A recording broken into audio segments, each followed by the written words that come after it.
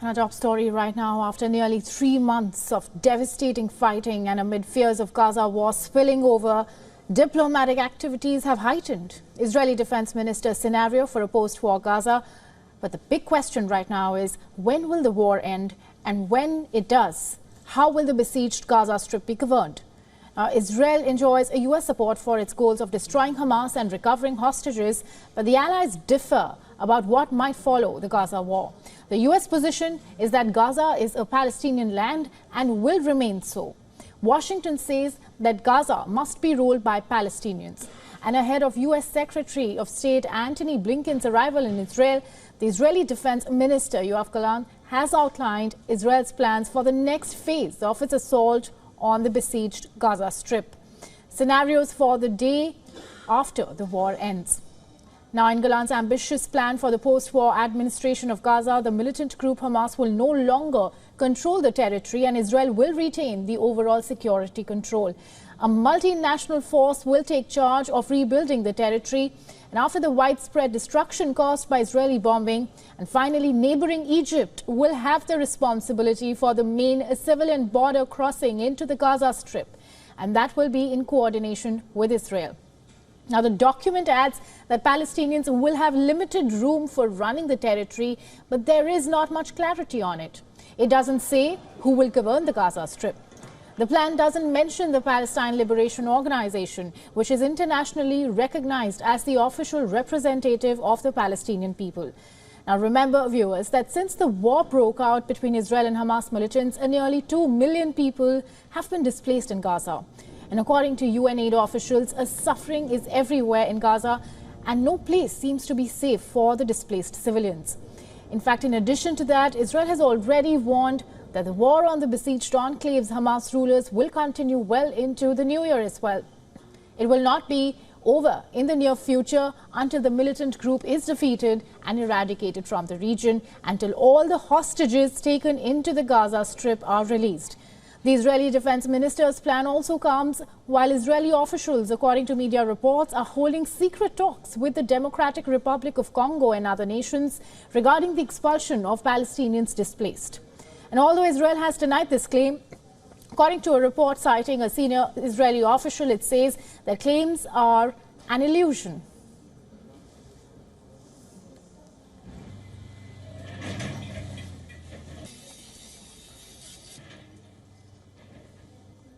And for more on this, we are joined live by Dr. Avner Cohen, who is a professor of non-proliferation and terrorism studies at Middlebury Institute in Monterey. Mr. Cohen, welcome to the broadcast. Thank you so much. I'd like to begin with my first question now. Ahead of Antony Blinken's fourth crisis visit to Israel today, fears of the war spreading to a wider multi-frontal war are at the highest level right now. And at the same time, there are discussions on post-war that are emerging. Israel's defense minister has laid out a post-Gaza war plan. Basically, questions and discussions on who will govern Gaza post-war have started emerging. What is going to happen next? Well, it's difficult to know. It's difficult to know because the Israeli government itself is highly divided, not just highly divided, but essentially there is a great deal of animosity between the prime minister, between the minister of defense Gallant. There are various kind of needs which are relevant but not relevant. They're not about the situation, but they're about the coalition of Prime Minister Netanyahu. The result is that the Israeli government is not talking in one voice. Prime Minister Netanyahu is trying to postpone as much as he can the questions of the day after. He would like to prolong the war. And indeed, the state of the war is at this point unclear, even though there has been a great deal of devastation and a great deal of loss of human life on the other side, on the Palestinian side, since October 7th. Israel has many tactical gains, but it has not yet been able to break the Hamas the way the prime minister put this very broad objectives. So it's a very complex situation. The objective has not yet achieved. There are various ideas. I think there is also consensus among most Israelis, not all, but most Israelis, that Israel should not rule in terms of civil ruling, civil governance, the Gaza Strip. Only would continue to have security control, and would continue to try to dismantle Hamas infrastructure. And Dr. Cohen, let's also address, if I may say so, the elephant in the room. Now, US, Israel's strong ally, has had its unequivocal support, and this is what we got to hear consistently from the beginning of the war. But now, when it comes to discussions around who will govern Gaza post-war, US and Israel differ. Washington, in fact, says that Gaza must be ruled by Palestinians. What is your assessment of this divided opinion of the allies on this issue? Again, big part of the difficulties is the precarious position of the prime minister himself. The part of the confrontation, or part of the disagreement, is between the prime minister and the Biden administration. And it is the prime minister who refused to provide constructive ideas. He simply wants to postpone, and he's not ready to talk about things. Minister of Defense Gallant would like to create a situation in which the United States would have a role, as well as Egypt, as well as local Palestinians, and of course Israel itself, in a way that will have some kind of sharing in terms of the civil government.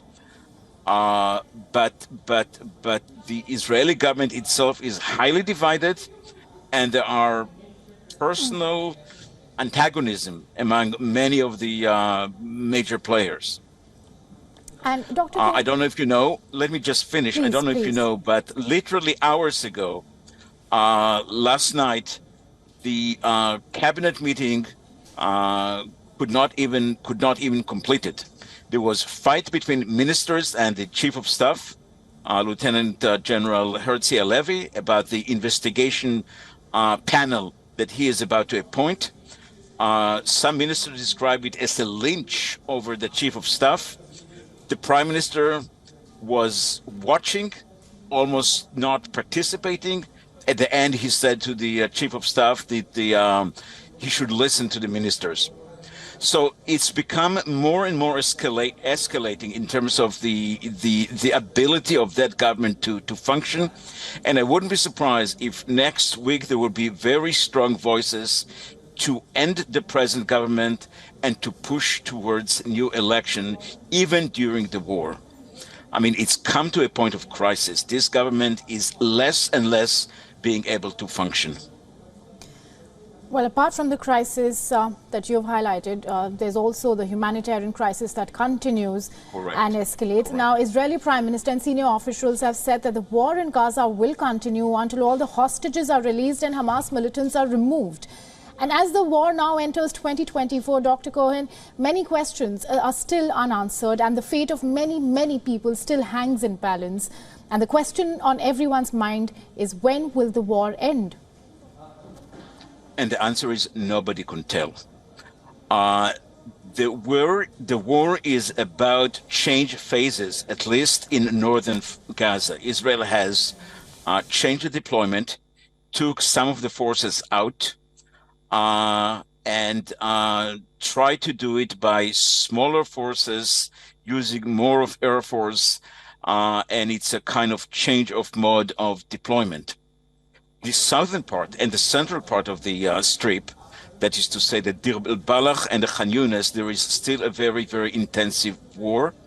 The Hamas, some of the battalions of the Hamas are still viable forces. And honestly, I don't think that anybody can tell for how long the fighting will continue there. Yes, there is a very strong pressure about the humanitarian crisis. As you know, some more than 22,000 Palestinians were killed, and there is probably some more thousand in the wreckage. So, and there is possibility of, disease and other medical spread, and there is a lot of concern. Thank you so much, Dr. Cohen, on that note, for joining us and giving us your time and all those insights. Thanks for joining in. Thank you. Thank you.